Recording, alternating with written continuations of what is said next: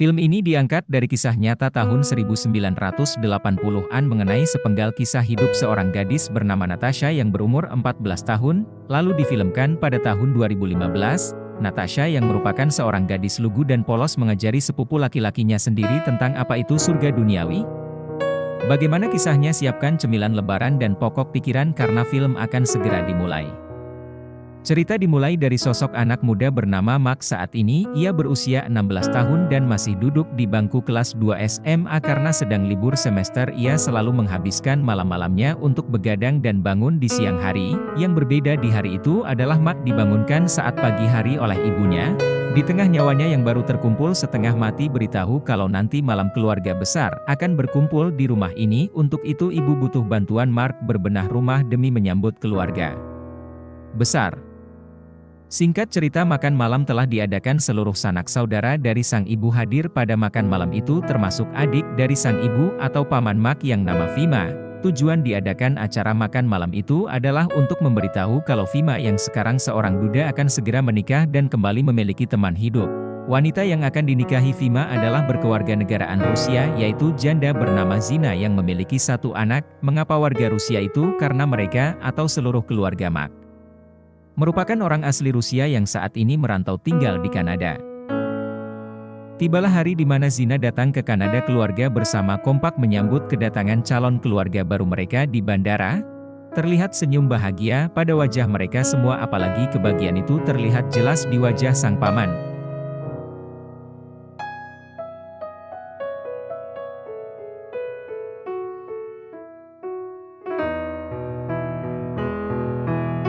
Zina memperkenalkan anak gadisnya yang bernama Natasha.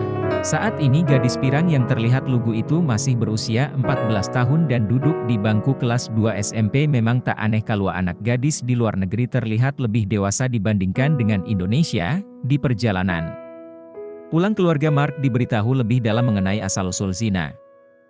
Setelah bercerai selama beberapa tahun sebelum akhirnya bertemu dengan Vima, meski telah bercerai, mantan suaminya masih bertanggung jawab kepada Natasha dengan rutin mengirimkan uang untuk kebutuhan gadis itu bulannya. Singkat cerita, setelah seluruh persiapan matang, akhirnya pernikahan antara Vima dan Zina dilangsungkan.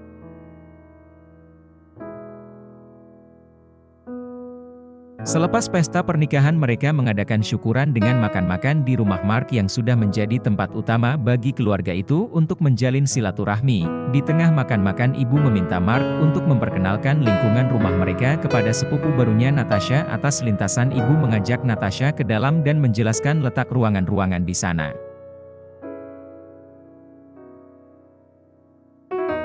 Terakhir juga memperlihatkan kamarnya pada Natasha. Jadi itu memandangi sudut demi sudut ruangan itu dan menanyakan kebiasaan anak muda apakah pernah membawa pacarnya ke kamar ini. Setelah pertanyaan tadi, gadis yang lugu di luar dan lihat di dalam itu memberitahu jika ia sering mengajak lelaki ke kamarnya, walaupun masih lugu, masih berusia 14 tahun.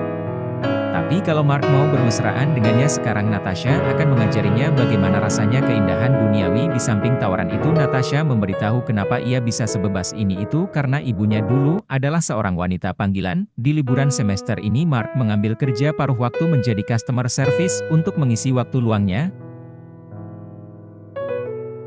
Suatu malam ketika pulang bekerja, ia mengeluh kepada sang ibu karena bekerja itu sungguh menguras tenaganya. Ibunya mendengar hal itu dari Mark,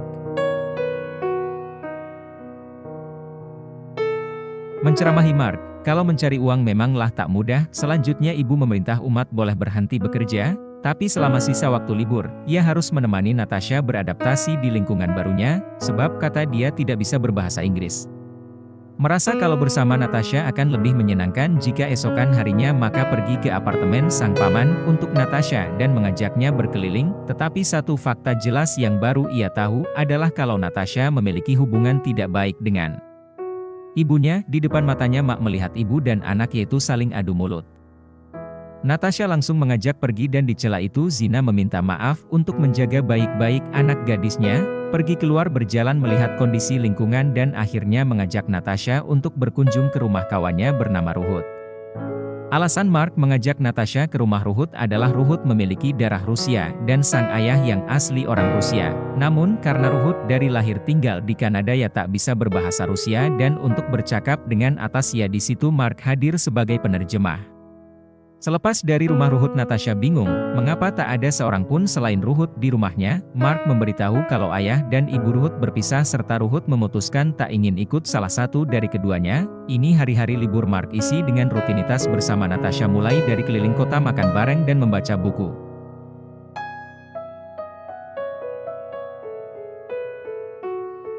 Di suatu hari karena hubungan yang sudah sangat akrab, Natasha datang ke rumah Mark dan masuk ke kamarnya melalui jendela, tanpa malu-malu gadis yang terlihat buku itu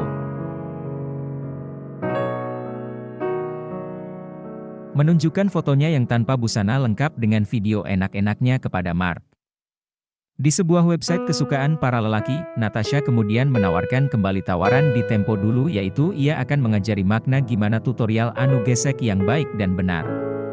Lepas enak-enak, Natasha menceritakan asal-usul, bagaimana foto-foto dan video-videonya bisa ada di sebuah website terkenal. Dahulu bertemu dengan seorang pria yang menawarinya menjadi seorang model foto dan video dari website situs dewasa. Natasha tergiur dengan tawaran uang yang akan didapatnya, dan akhirnya mau menjadi salah satu aktor di sana.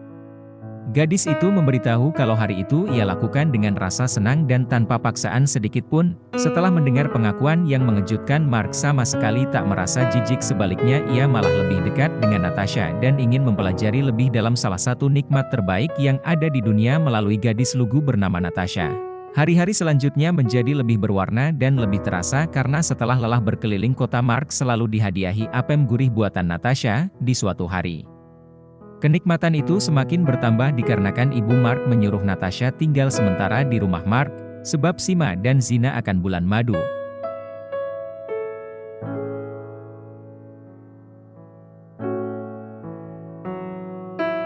Di hari pertama Natasha yang menginap, dia tak bisa tidur dan membangunkan Mark dari tidurnya. Ia mengajak Mark keluar dan bercerita di sana ia memberitahu rahasia terbesar ibunya, kalau Zina menikahi Fima, atau paman Mark, hanyalah mengincar hartanya. Ia merasa sangat kasihan dengan Fima karena Zina selalu berselingkuh setiap hari dengan teleponan bersama mantan suaminya dahulu, atau ayah kandung Natasha. Singkat cerita, ayah dan ibu Natasha telah selesai dari liburannya. Zina mengajak Natasha untuk pulang, namun kala itu si gadis lugu menolak ajakan sang ibu. Seketika Zina marah dan memberitahu kalau ia sudah tahu hubungan gelap Natasha dengan Mark. Mengetahui kalau anaknya telah dirusak, ibu marah-marah dan meminta Natasha untuk pergi dari rumah ini. Selepas kejadian itu, Mark tidak mengetahui bagaimana kabar Natasha selama berhari-hari, sehingga tulisannya itu ia coba obatin dengan memberanikan diri datang ke tempat tinggal Natasha. Sesampainya di sana, Zina memberitahu dan mewanti-wanti maka boleh lagi bertemu dengan Natasha di malam harinya. Ketika tertidur, Natasha akhirnya memberi kabar dan memberitahu sekarang ia sedang berada di depan rumah Mark. Mark pergi keluar dan menemui gadis yang dicintainya. Gadis itu memberitahu sebab kedatangannya adalah untuk mengajak Mark pergi berdua dan tinggal di tempat lain. Selebihnya Fima dan Zina sekarang sudah berpisah karena Fima sudah mengetahui kalau Zina mau menikah hanya karena harta. Merasa kalau Natasha tak ada tempat tinggal lagi dan juga tak dekat dengan ibunya, Mark membawa koper Natasha ke kamarnya dan gadis itu dipersilahkan tidur dulu di sana malam itu. Singkat cerita, sesaat sebelum matahari terbit atau masih subuh, Mark menyuruh Natasha untuk segera pergi sebelum ketahuan ibunya. Ia pun memberikan uang saku dan melepas kepergian sepupu yang ia cintai dengan sepenuh hati. Siang harinya Fima datang ke rumah Mark dan memberitahu di depan keluarga besar kabar perceraiannya dengan Zina. Mark tentu sudah tahu itu sebelumnya dan duduk mendengarkan cerita sang paman. Tak lama setelah itu, Mark berniat untuk main ke rumah Ruhut sekaligus melihat pembangunan kolam renang di rumah.